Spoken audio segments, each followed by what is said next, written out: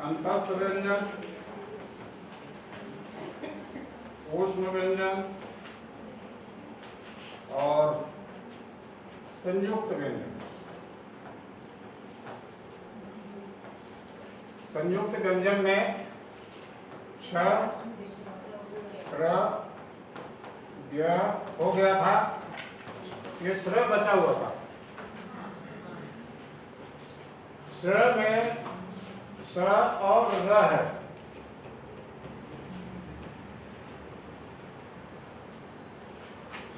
इसको असल में ऐसा लिखा गया होगा और किसी आर्ट वाले व्यक्ति ने इसे ऐसा बना दिया। ये देखने में अच्छा भी लगता है, लिखने में भी ठीक है। तो आर्ट का यहाँ काम हुआ है। ये श्र है, इसमें तालव्य श है और र है, ये दो मिले हुए हैं, दोनों मिलकर श्र बनाते हो। तो ये आपने व्यंजन देख लिया। अब हम व्यंजन का वर्गीकरण करते हैं, किस तरह से वर्गीकरण हुआ है। आपको ये भी बता दिया था कि इसमें पांचों वर्ग में अनुस्वार है। अनुस्वार हमारे यहाँ 5 हैं। अनुनासिक, अनुनासिक और अनुस्वार। ये देखिए, अनुस्वार होता है ये, और अनुनासिक होता है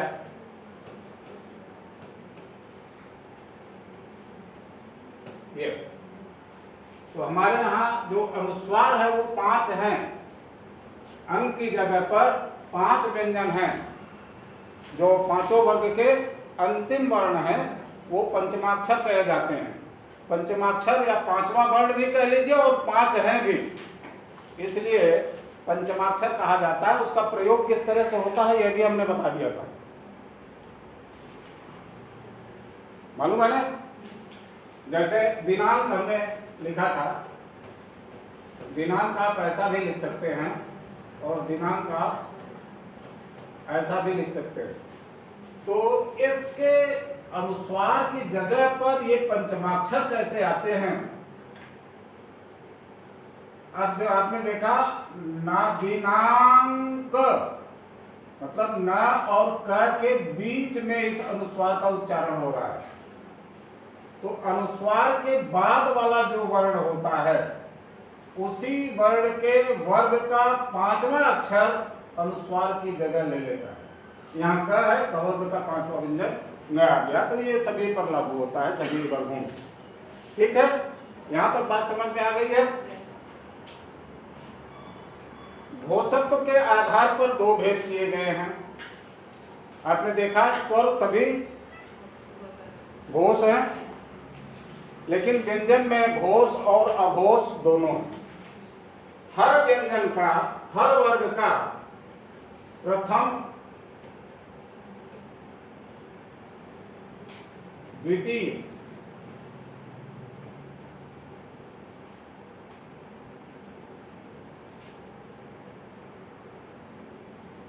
हर वर्ग का प्रथम, द्वितीय और ऊष्म व्यंजन। ऊष्म व्यंजन कौन से हैं? स, और स। ह भी उसी में आता है, लेकिन मुख्य प्रमुखतया 3 को ही माना जाता है। तो ये जो ऊष्म व्यंजन है ये, और हर वर्ग का प्रथम और द्वितीय, ये कौन से वर्ग में आते हैं? घोष व्यंजन। अघोष, अघोष ध्वनियां हैं। अघोष, घोष और अघोष, जिसमें स्वर तंत्रियों का कंपन होता है ज्यादा, उसे सघोष बोलते हैं। और जिसमें कंपन नहीं के बराबर होता है वो अघोष होता है। और सघोष ध्वनियां कौन सी हैं? अभी इसके अलावा जो बची है, हर वर्ग का तृतीय, चतुर्थ, पंचम, ये हर वर्ग का ये हो गया। सभी स्वर तो है ही हैं।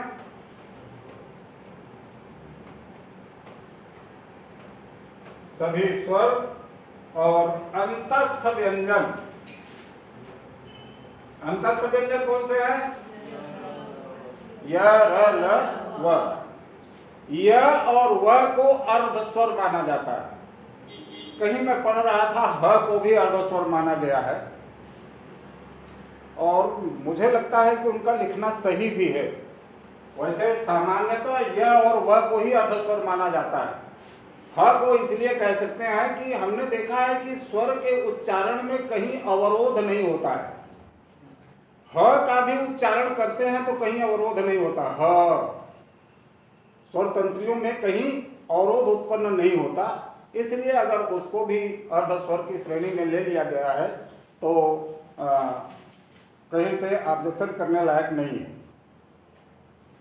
अब प्राणत्व के आधार पर व्यंजनों का वर्गीकरण, ये हमने इसलिए बता दिया कि कहीं बाई द वे आपके प्रश्न में पूछा अर्ध स्वर में अर्ध स्वर कौन से है, और उसमें य व न देकर ह दे दिया, तो आप ह को टिक कर सकते हैं। अब प्राणत्व के आधार पर व्यंजनों का वर्गीकरण किया गया है। प्राणत्व के आधार पर अल्प प्राण और महाप्राण, ये दो भेद किए गए हैं व्यंजनों के। अब ये अल्प प्राण और महाप्राण, प्राण वायु हमने कहा, प्राण वायु जो हवा उच्चारण करते समय निकलती है वह प्राण वायु है। अल्प प्राण जिसमें कम हवा निकलती है, महाप्राण जिसमें ज्यादा हवा निकलती है। सीधी सी बात है। अब अल्प प्राण कौन कौन से हैं? हर वर्ग का पहला, तीसरा और पांचवा व्यंजन, पहला, तीसरा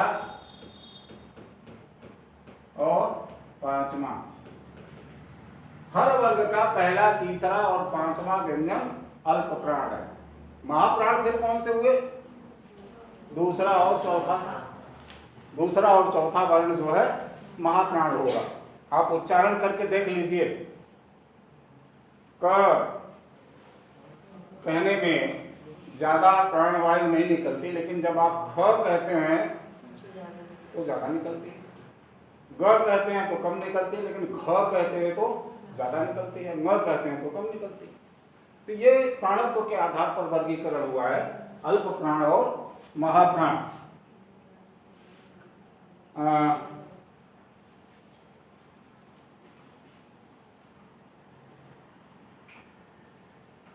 एक फार्मूला मैं बता रहा हूं। जैसे क के लिए अंग्रेजी में क्या लिखते हैं?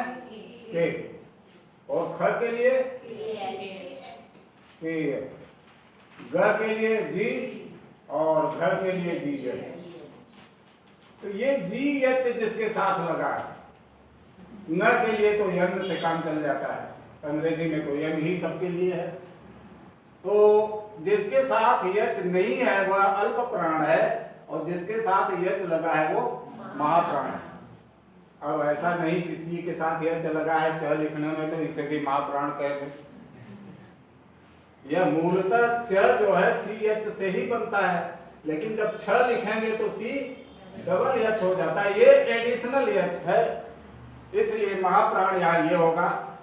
नहीं तो आप कंफ्यूज हो जाएंगे कि सी एच च में भी लगता है तो ये भी महाप्राण है।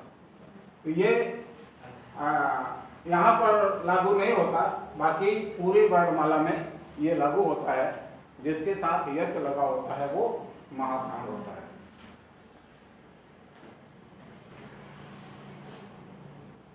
अब देख लीजिए कि अंतस्थ व्यंजन जो हैं,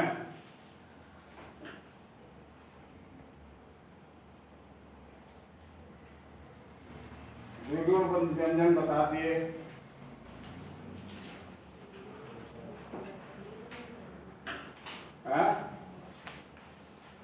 द्विगुण व्यंजन मालूम है ना? क्यों नहीं मालूम है? तब तो हमने बताया था। जिसको उच्छिष्ट व्यंजन कहते हैं या द्विगुण व्यंजन कहते हैं, वो ळ और ढ़ है। ये संस्कृत में ळ और ढ़ नहीं है, यह हिंदी में विकसित वर्ण है, ळ और ढ़। उच्चारण तो मालूम है ना। देखिए ड के साथ बड़ी दिक्कत होती है, ड कहीं ग हो जाता है, कहीं ड रहता है, तो कहीं ड़ हो जाता है। ड़ भी दो तरह से लिखा जाता है,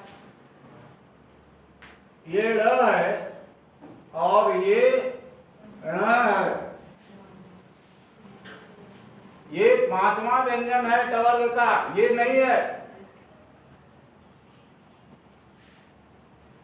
ऐसा मत समझ लीजिए कि ये जो है ट ठ ड ढ ढ़ वाला ढ़, ये अलग से इसीलिए बताया गया है उच्छिष्ट व्यंजन।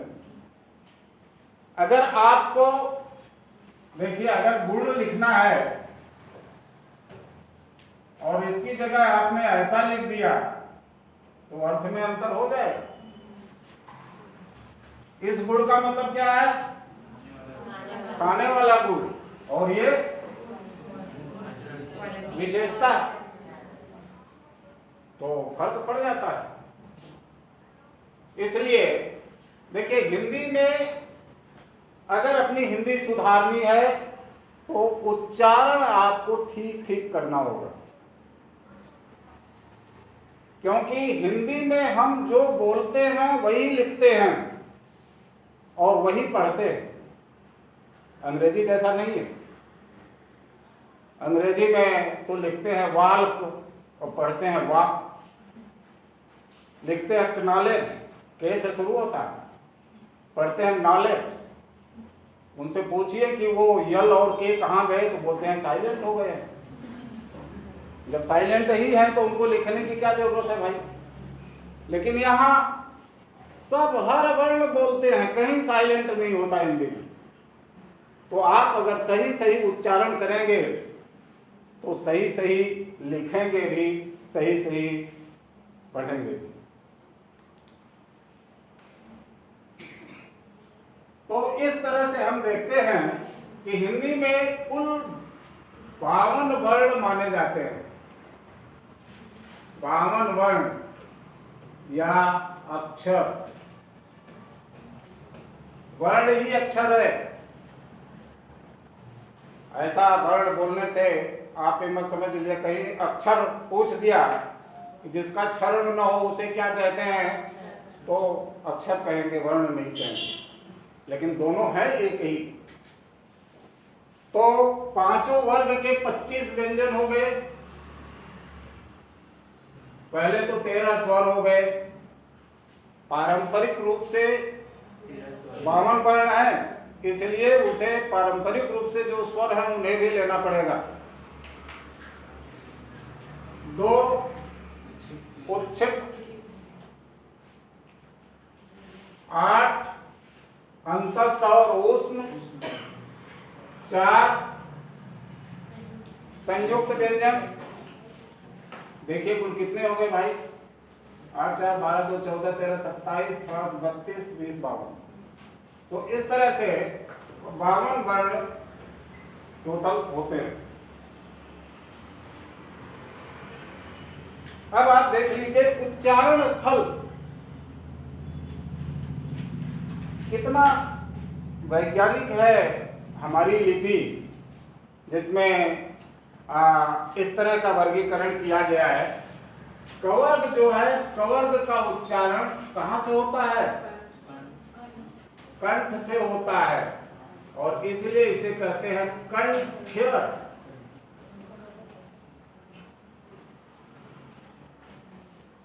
चवर्ग का उच्चारण कहां से होता है? बताइए, चवर्ग का उच्चारण कहां से होता है? उच्चारण करके बताइए। ताल, तालव्य, तालु से उच्चारण होता है, इसलिए इसे तालव्य कहते हैं। पहले कंठ से उच्चारण हुआ, कंठ से चले तो तालु पर आ गए, फिर टवर,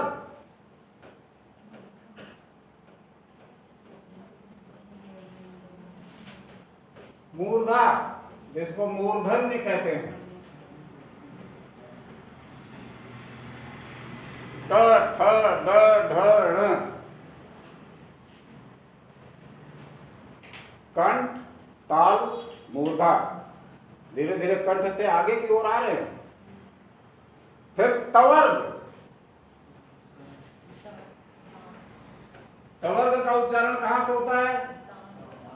दांत से, इसको दंत्य कहा जाता है। और पवर्ग का उच्चारण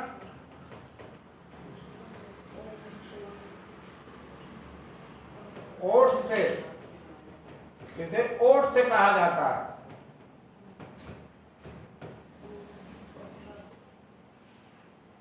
कंठ से चले और ओठ तक आ गए। और एक वर्ग का उच्चारण एक ही जगह से हो रहा है, अलग अलग नहीं। कवर्ग का उच्चारण कंठ से है तो पांचों वर्ण का उच्चारण कंठ से ही होता है। चवर्ग का उच्चारण अगर तालु से है तो पांचों वर्णों का उच्चारण तालु से ही होता है।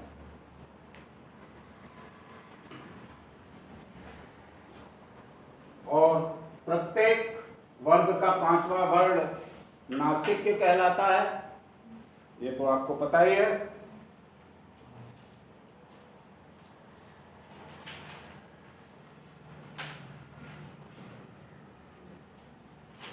र, यह व को अर्ध स्वर कहते हैं, सबको पता है, नोट कर लीजिए।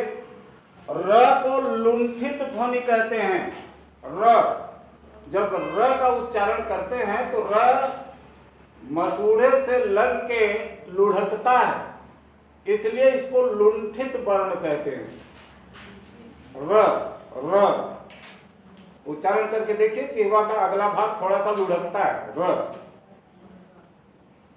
और ल,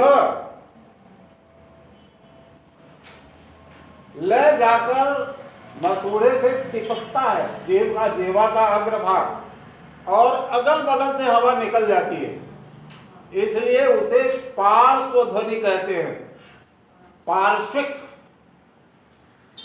यानी अगल बगल से हवा पार्श्व से निकल जाती है। ल, ल जब हम कहते हैं तो अगल बगल से हवा निकल जाती है।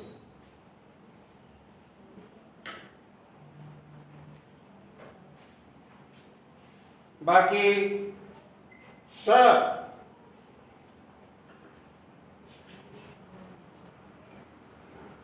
इसको तो सभी लोग जानते हैं, कहां से उच्चारण होता है?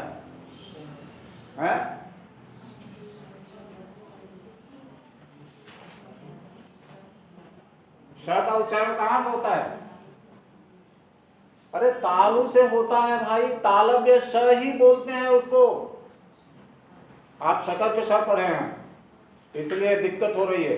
इसको तालव्य श बोलते हैं, इसका उच्चारण तालु से होता है। और जब हम श का उच्चारण करते हैं तो हल्की सी सीटी की आवाज आती है, श श।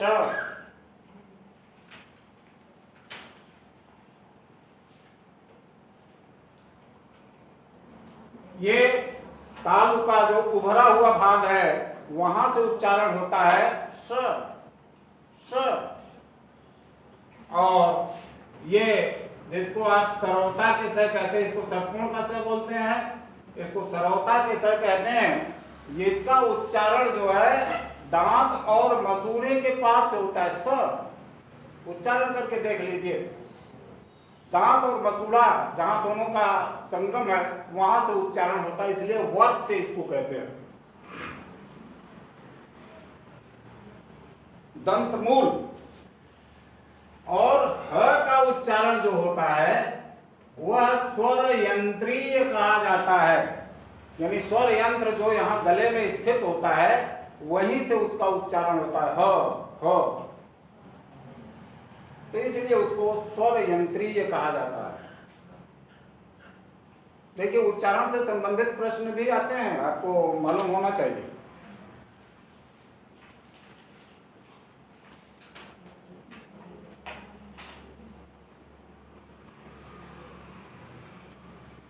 बाकी तो सब बता चुके हैं। ड़ ढ उच्छिष्ट व्यंजन है और ये हिंदी में विकसित वर्ण है, संस्कृत में इनका अस्तित्व नहीं है। ड़ जो है मूर्धन्य सघोष अल्प प्राण है, ढ मूर्धन्य सघोष महाप्राण है। जैसे आपने यहाँ देखा ड जो है अल्प प्राण है, ढ जो है महाप्राण है, तो वो उनकी स्थिति वही है, क्योंकि उन्हीं व्यंजनों से ये निर्मित हुए हैं। और अनुस्वार और विसर्ग की बात तो पहले ही बता दी गई है, फिर भी सुन लीजिए कि अनुस्वार जो है उसका उच्चारण नाक से करते हैं। जब हम अनुस्वार का उच्चारण करते हैं तो हवा नाक से निकलती है, और जब अनुनासिक का उच्चारण करते हैं,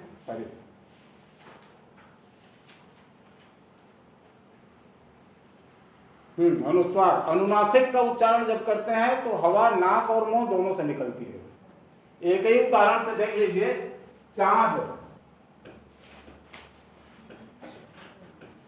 चंद्र। जब आप चंद्र कहते हैं तो न की जगह पर हवा नाक से निकलती है, और चांद कहते हैं तो हवा नाक और मुंह दोनों से निकलती है। तो ये अनुस्वार और अनुनासिक का अंतर है, और जो विसर्ग है उसका उच्चारण ह के रूप में किया जाता है, ये आपको मालूम है। और कहीं किसी को कोई दिक्कत हो तो पूछिए भाई। स्वर और व्यंजन में तो इतना ही है, और अ को अयोगवाह कहा जाता है, ये भी कल हमने स्पष्ट कर दिया था। अयोगवाह का मतलब समझ में आ गया ना। अयोग, उसका योग न तो स्वर के साथ है और न ही व्यंजन के साथ है, लेकिन वाह इसलिए है कि वह अर्थ को वहन करता है, इसलिए उसे अयोगवाह कहते हैं।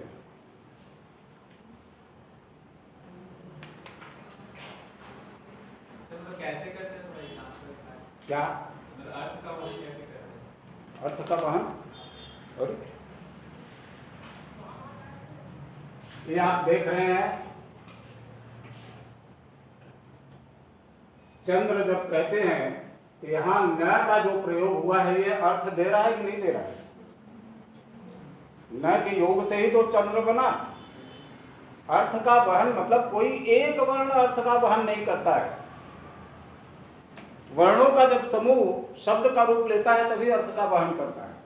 ये बात अलग है कि कई एक वर्ण भी अर्थ देते हैं, ऐसा नहीं है कि एक वर्ण अर्थ नहीं देता है।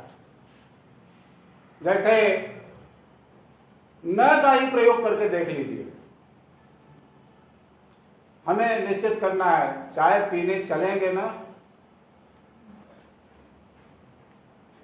न केवल न है, लेकिन न जो है निश्चित करा रहा है कि आप जाना चाह रहे हैं कि नहीं जाना चाह रहे हैं।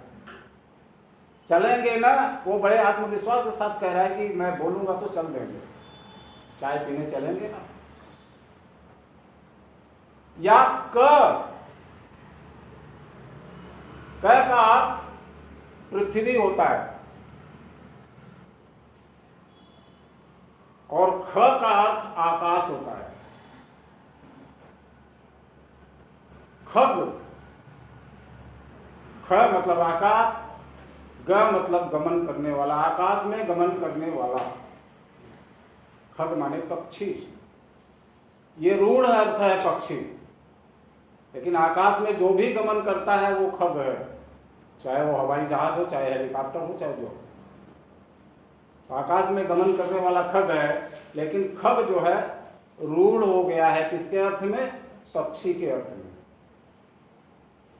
तो हमने कल आपसे कहा था कि शब्द साधन जो है ब्रह्म साधन से कम नहीं है। ब्रह्म की साधना जिस तरह से लोग करते हैं, उसी तरह से शब्द की साधना करने में भी श्रम करना पड़ता है, मेहनत करनी पड़ती है, लगन लगानी पड़ती है, ध्यान लगाना पड़ता है। तो शब्द की साधना बहुत कठिन साधना है।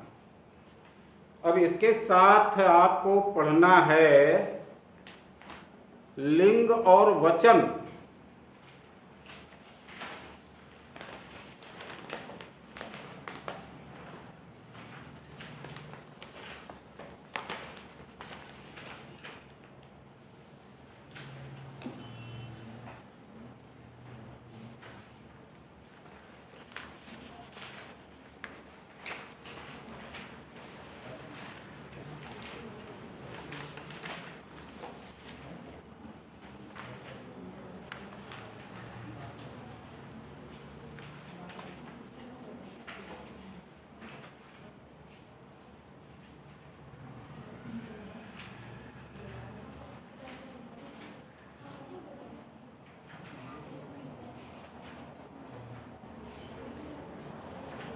लिंग का शाब्दिक अर्थ है चिन्ह।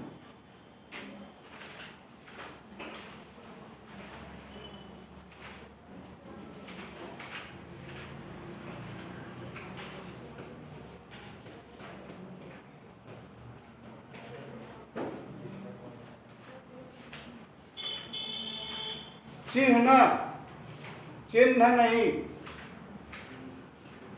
सब लोग चिन्ह ही बोलते हैं, लेकिन उसका सही उच्चारण है चिन्ह।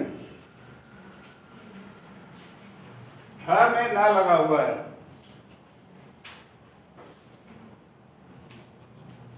तो शब्द के जिस रूप से यह जाना जाए कि अमुक वस्तु या व्यक्ति पुरुष है या स्त्री है, उसे लिंग कहते हैं। लिंग के द्वारा संज्ञा, सर्वनाम, विशेषण आदि के जाति का बोध होता है। जाति मतलब स्त्री या पुरुष। हिंदी में लिंग निर्धारण के लिए कुछ आधार हैं। रूप के आधार पर,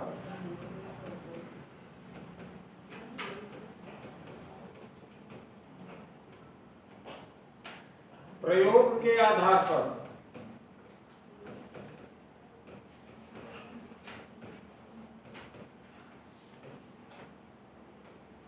और अर्थ के आधार पर।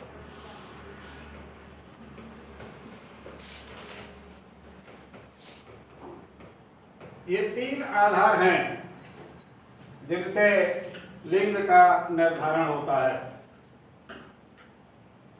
अब जो रूप के आधार पर लिंग का निर्धारण होता है, देखिए ये कोई अंतिम रूप से नहीं है, हर में अपवाद है। ऐसा नहीं कि हम जो बता दे रहे हैं वो बिल्कुल अंतिम है। हर के साथ अपवाद लगे हुए हैं। जैसे अकारांत और आकारांत शब्द प्रायः पुल्लिंग होते हैं। अकारांत, अकारांत समझ में आता है? अकारांत, आकारांत, जिसके अंत में अ हो या जिसके अंत में आ हो। जैसे राम, अ है। सूर्य, क्रोध, अंत में आ है। चीता, ये अंत में आ है। घोड़ा, अंत में आ है। कपड़ा, घड़ा आदि इस तरह के शब्द हो सकते हैं। तो ये पहली बात जो रूप के आधार पर है, शब्द का रूप, उसके आधार पर अगर हम बात करते हैं तो जिसके अंत में अ और आ है प्रायः वो पुल्लिंग होते हैं।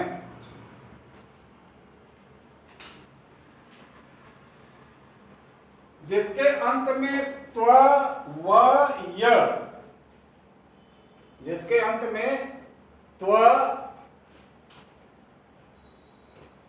व और य होता है वह भी पुल्लिंग होता है। जैसे गुरुत्व,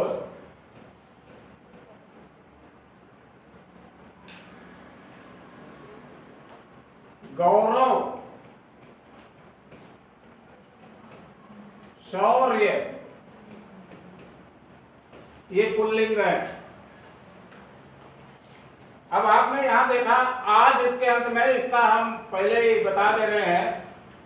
आपने आ को पुल्लिंग कह दिया, लेकिन बालिका अगर लिखा जाएगा तो बालिका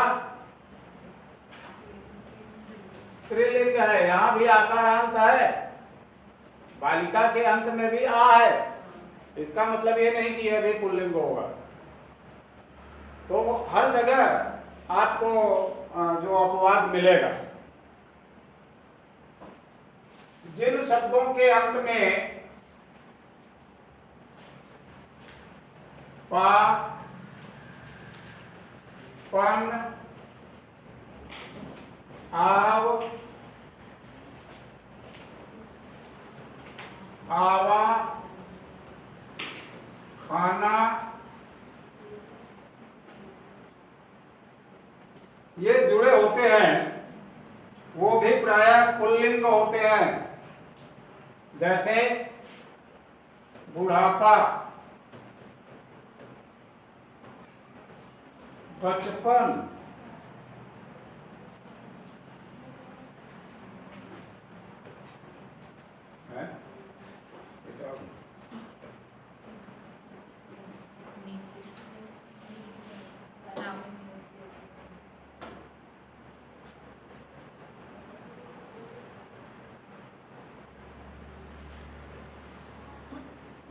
पतला कैसे होगा?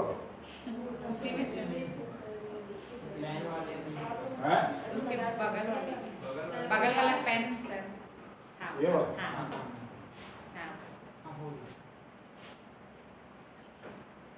घुमाव, भुलावा,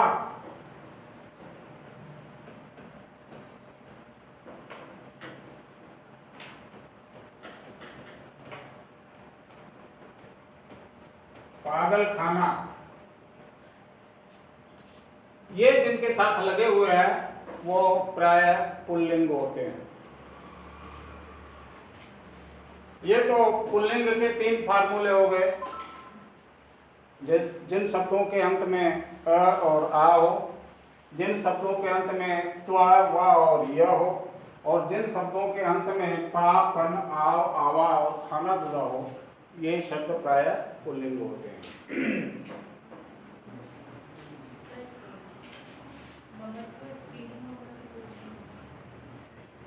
ममत्व क्या कह रहा है? तो जिसके साथ लगा है वो तो पुल्लिंग होगा। ममत्व पुल्लिंग है।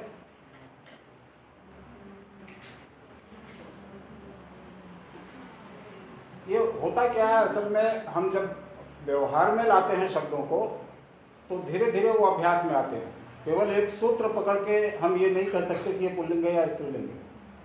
कई जगह बड़ा कंफ्यूजन होता है लिंग निर्धारण में, तो वहाँ पर अपने विवेक का इस्तेमाल करना पड़ता है। वचन का निर्धारण तो आसानी से हो जाता है, लेकिन लिंग के निर्धारण में बड़ी परेशानी होती है। संस्कृत में 3 लिंग हैं, स्त्रीलिंग, पुल्लिंग और नपुंसक लिंग। तो कहीं कहीं वो नपुंसक लिंग में फिट बैठ जाते हैं, लेकिन यहाँ नपुंसक लिंग को भी स्त्रीलिंग और पुल्लिंग में ही फिट करना है। तो उस दृष्टि से ये नियम बनाए गए हैं, लेकिन ये अंतिम नियम नहीं है। देखिए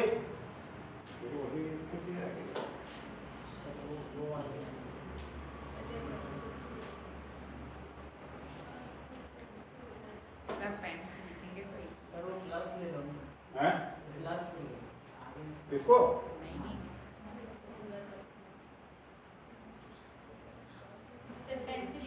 पेन से लिखेंगे तो ठीक लिखाएगा सर।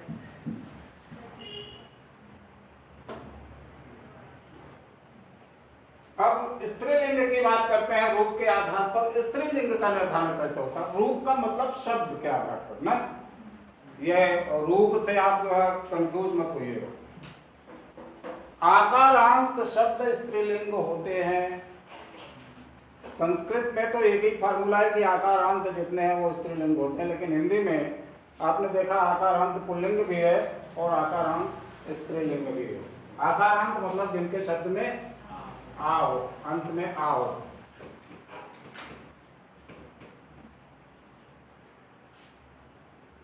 लता, रमा, बालिका आदि इस तरह के शब्द जो है स्त्रीलिंग होते हैं। इकारांत शब्द स्त्रीलिंग होते हैं, जैसे रीति, तिथि, हानि, इस तरह से इकारांत शब्द स्त्रीलिंग की श्रेणी में आते हैं। अपवाद क्या है? देखिए अपवाद भी है। हम तो कह दिए कि इकारांत स्त्रीलिंग होते हैं, लेकिन कपि ये भी इकारांत है लेकिन पुल्लिंग है। रवि ये भी इकारांत है लेकिन पुल्लिंग है।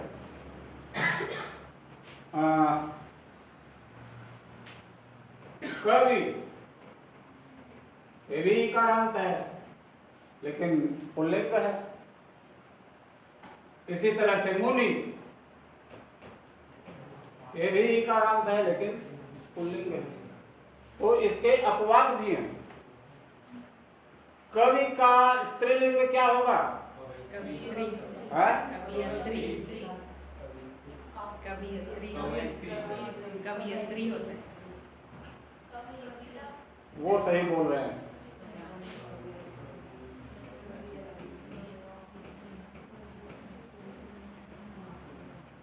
शब्द बहुत पूछा जाता है।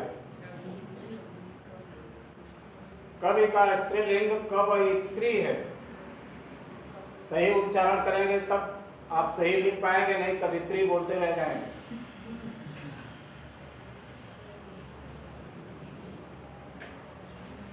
इकारांत, ये तो इकारांत है।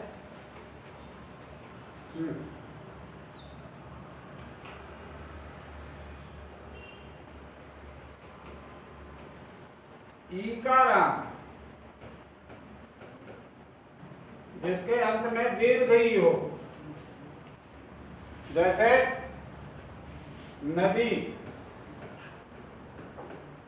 रोटी, टोपी, और भी इकारांत ले सकते हैं सब, लेकिन इसका अपवाद भी है।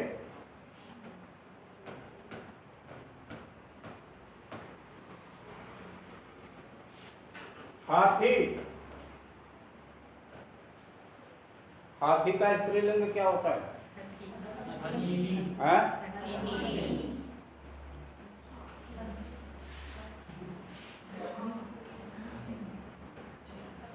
हथनी होता है, हथनी नहीं होता। बहुत सारे लोग गलती करते हैं, ये पूछा जाता है इसलिए शब्द आ गया तो हमने बता दिया। पता नहीं आपके कोर्स में क्या क्या है और कितना हो पाएगा। शायद ये 15 दिन का चला रहे हैं क्या कोर्स? 15 दिन में तो मुश्किल है पूरा हिंदी कवर करना, फिर भी देखते हैं कितना हो पाता है। वैसे मैं प्रोफेशनल नहीं हूँ, आप लोगों को मालूम है, मैं रिटायर्ड प्रोफेसर हूँ। ये प्रोफेशनल जो कोचिंग पढ़ाने वाले होते हैं उनका स्टाइल अलग होता है, कोर्स पूरा करने की स्टाइल अलग होती है। हम कोर्स पूरा करने की दृष्टि से नहीं पढ़ाते, हम इस दृष्टि से पढ़ाते हैं कि आपके समझ में आना चाहिए और आपको आपका कॉन्सेप्ट क्लियर होना चाहिए। तो खैर देखते हैं कहाँ तक बढ़ पाते हैं। तो हाथी, दही, दही कौन सा? दही खट्टी है कि खट्टा है? खट्टा है, दही पुल्लिंग है। पानी,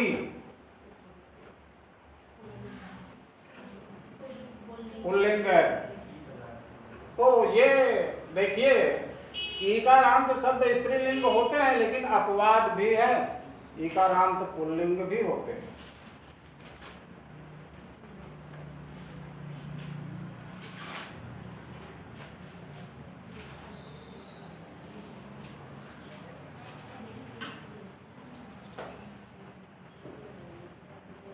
आई, या, आवट, आहट, ता, इमा,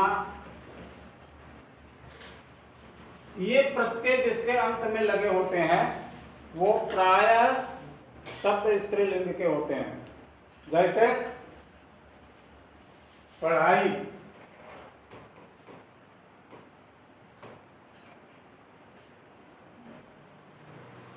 विद्या,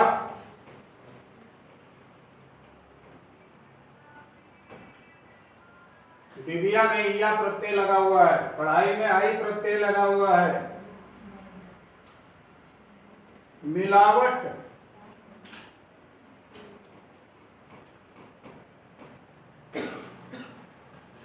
घबराहट,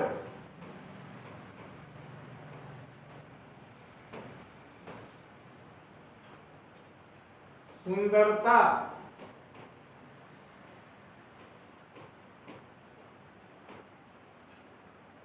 और महिमा।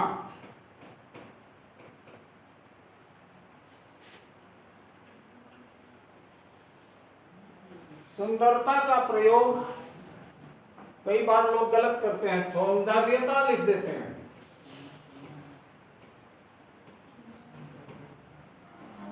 सौंदर्यता गलत है। सौंदर्य अपने आप में पर्याप्त है, या फिर अगर ता लगाना ही है तो सुंदरता लिखिए।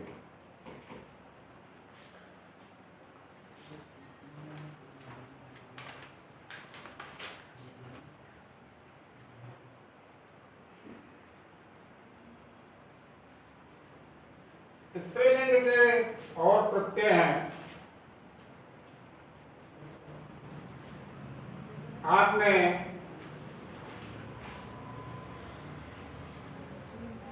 कुछ प्रत्ययों को जोड़कर पुल्लिंग से स्त्रीलिंग बना लेते हैं। जैसे ई को जोड़कर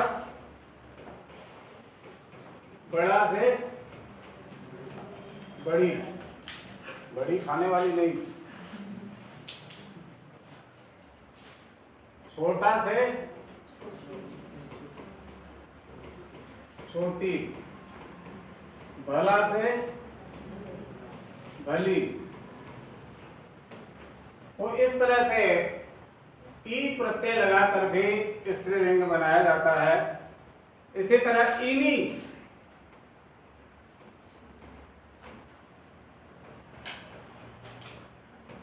योगी से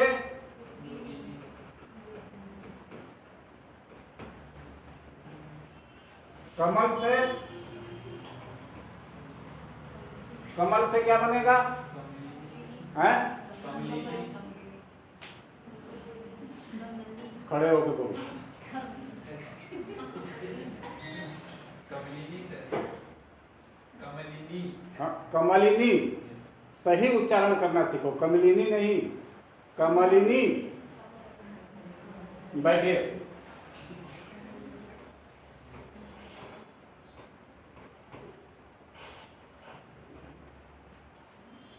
आप क्या बोल रहे थे? जैसा उच्चारण आप कर रहे थे उसको ऐसा लिखा जाएगा, फिर जो गलत होगा ऑलरेडी।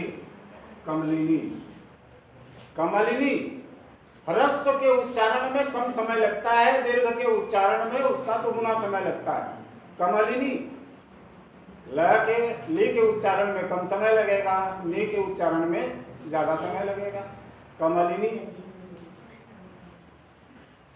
कुमुद से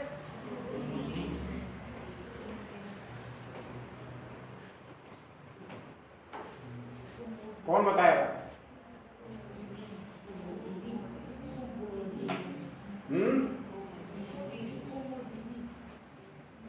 कुमुदिनी। ये भी पूछा जाने वाला शब्द है।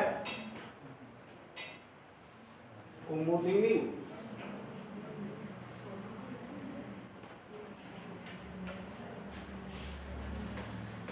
इन प्रत्यय लगाकर भी स्त्रीलिंग शब्द बनाया जाता है। धोबी से है?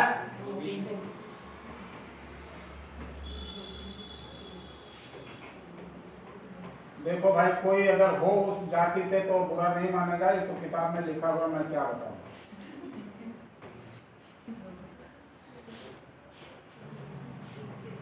नी लगाकर भी पुल्लिंग से स्त्रीलिंग बनाया जाता है। मोर से मोरनी। इसी तरह चोर से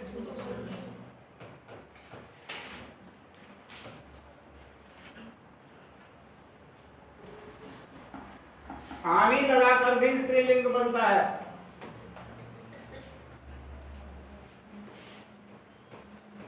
जेठ से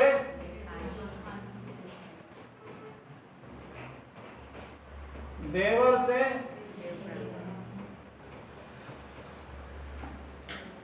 मेरे जेठानी देवरानी सापे लोगों का पल्ला पड़ना।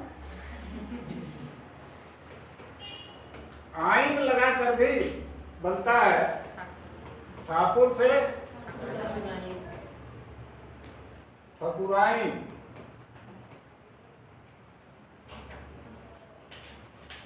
जब आइन प्रत्यय लगेगा तो यहाँ परिवर्तन हो जाता है। पंडित से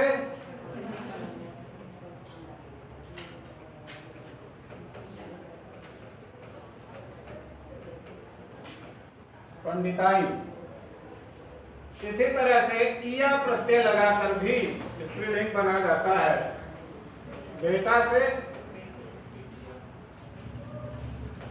बेटी बोलने पर इया कहाँ लगा? बेटी में तो ई प्रत्यय लग गया।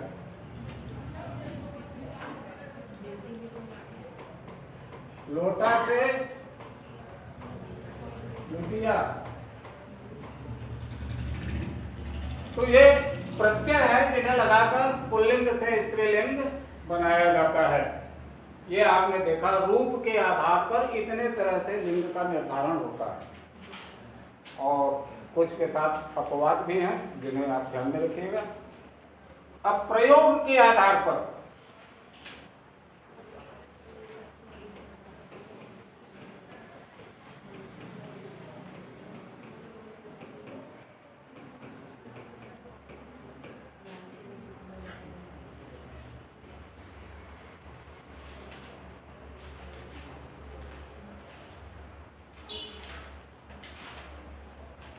अब लिंग निर्णय के लिए प्रयोग के आधार पर जब हम बात करते हैं तो संज्ञा शब्द के साथ प्रयुक्त विशेषण, कारक चिन्ह, क्रिया ये आदि के साथ जो प्रयोग होता है इससे निर्धारित होता है कि वह पुल्लिंग है या स्त्रीलिंग है। जैसे अच्छा लड़का,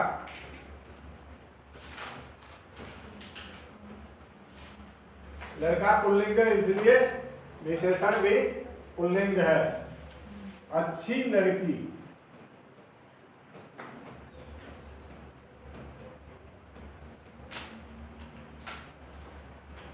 ये तो संज्ञा के साथ जो विशेषण लगा है उस विशेषण से भी पता चलता है कि वह स्त्रीलिंग है या पुल्लिंग है। दूसरी बात कही कारक चिन्ह, कारक चिन्ह से भी पता लगता है कि वह शब्द स्त्रीलिंग है या पुल्लिंग है। जैसे राम की पुस्तक,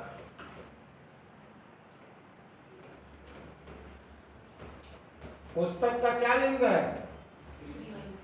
स्त्रीलिंग है। कैसे पता चला? की से पता चला। तो जो संबंधी होता है,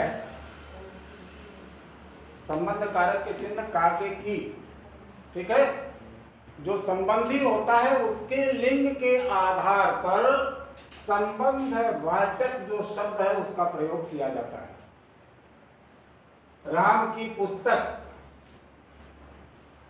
राम का चाकू, अब यहां उन्होंने चाकू दिया लेकिन मैं राम का पुत्र लिखता हूं। पुत्र पुल्लिंग है इसलिए यहां संबंधवाचक शब्द भी पुल्लिंग है। तो ये बात समझ में आ जाना चाहिए आपको कि जो संबंधी होता है उस संबंधी के लिंग के और वचन के अनुसार, लिंग पुरुष और वचन के अनुसार ही संबंध वाचक जो शब्द है उसका प्रयोग किया जाता है। अब एक वचन है इसलिए राम का पुत्र है, लेकिन बहुवचन होगा तो क्या हो जाएगा? राम के पुत्र हो जाएगा। अब एक वचन में राम की पुत्री होगी और बहुवचन में, अब देखिए परिवर्तन वचन का कहां परिवर्तन हो रहा है? पुत्रियों में हो रहा है। राम की पुत्रियां,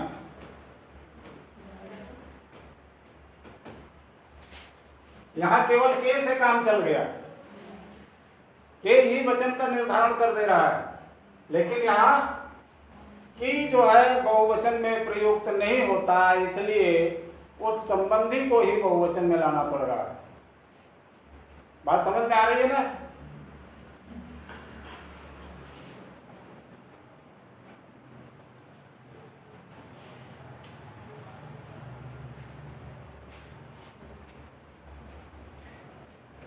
एक वाक्य देख लीजिए, राम ने रोटी खाई कि खाया?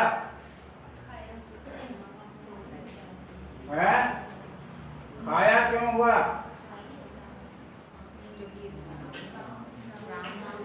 राम पुल्लिंग है।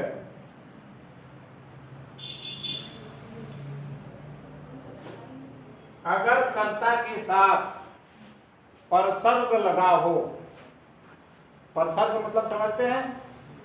कारक चिन्ह, जो विभक्तियां होती हैं संस्कृत में जिसको विभक्ति कहते हैं, हिंदी में कारक चिन्ह होते हैं। तो अगर कर्ता के साथ कारक चिन्ह लगा होता है तो क्रिया पर उसका प्रभाव नहीं पड़ता, यानी क्रिया कर्ता के लिंग पुरुष और वचन के अनुसार नहीं होती। फिर क्रिया किसके अनुसार होती है? कर्म के लिंग पुरुष और वचन के अनुसार होती है। राम ने रोटी खाई, खाया नहीं। अगर इसके साथ भी परसर्ग लगा हो तब मान लीजिए ऐसा वाक्य बना दिया, राम ने रोटी को, अब क्या होगा? खाया। ये किसके अनुसार है? बिल्कुल नहीं। अगर कर्ता और कर्म दोनों के साथ परसर्ग लगा हो तो क्रिया हमेशा पुल्लिंग एक वचन और अन्य पुरुष में होगी। यहाँ किसी का प्रभाव इस पर नहीं। बात समझ में आ रही है? जब कर्ता के साथ ये परसर्ग नहीं होते हैं तो क्रिया हमेशा कर्ता के लिंग पुरुष और वचन के अनुसार होती है। दिमाग में बात बैठी कि नहीं? जब कर्ता के साथ परसर्ग न हो तो कर्ता के लिंग पुरुष वचन के अनुसार क्रिया होती है। जब कर्ता के साथ परसर्ग लगा हो तो क्रिया कर्म के लिंग पुरुष और वचन के अनुसार होती है।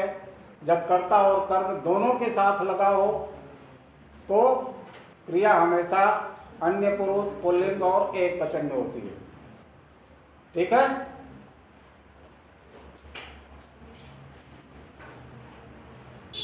अब तीसरा जो आधार है वो अर्थ के आधार पर है।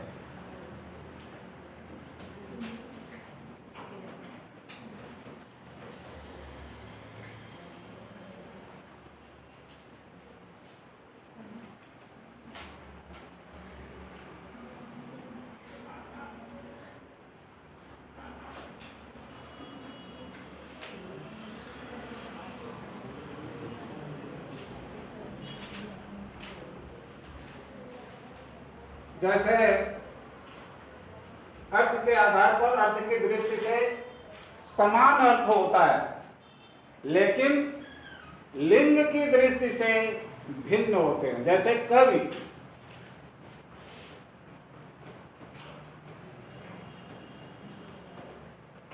कवयित्री, दोनों का अर्थ समान है। कवि भी कविता लिखता है और कवयित्री भी कविता लिखती है, अर्थ तो समान है। लेकिन जब आप प्रयोग करेंगे तो विवेक का इस्तेमाल करना पड़ेगा कि भाई कवि जो पुल्लिंग है तो कवि लिखता है और कवयित्री स्त्रीलिंग है तो कवयित्री लिखती है। महादेवी वर्मा कवयित्री थी, सुमित्रा नंदन पंत कवि थे। इतना तो विवेक का इस्तेमाल करना पड़ेगा। इसी तरह से नेता और नेत्री,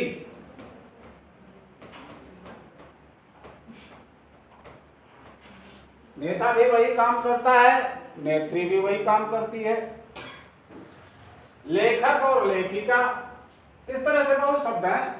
साधु और साध्वी, साधु जिस आचरण का पालन करता है, साध्वी भी उसी आचरण का पालन करती है। लेकिन जब आप प्रयोग करेंगे तो लिंग की दृष्टि से विवेक के हिसाब से करेंगे।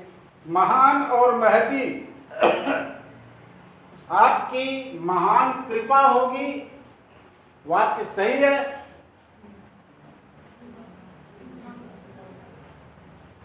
आपकी महती कृपा होगी, कृपा स्त्रीलिंग है और कृपा की विशेषता बता रहा है, इसलिए महान नहीं होगा, महती होगी। इस बात का ध्यान रखिए। बाकी लिंग संबंधी अशुद्धियों को सजग एवं सचेत रहकर ही दूर किया जा सकता है।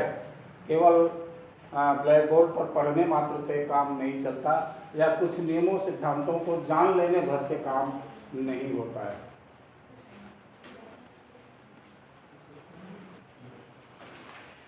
चले वचन में टाइम हो गया। सर रोटी स्त्रीलिंग है पुल्लिंग? स्त्रीलिंग कहाँ से आपके दिमाग में ये खटक गया? रोटी दाल कम से कम ये तो मालूम होना चाहिए भाई।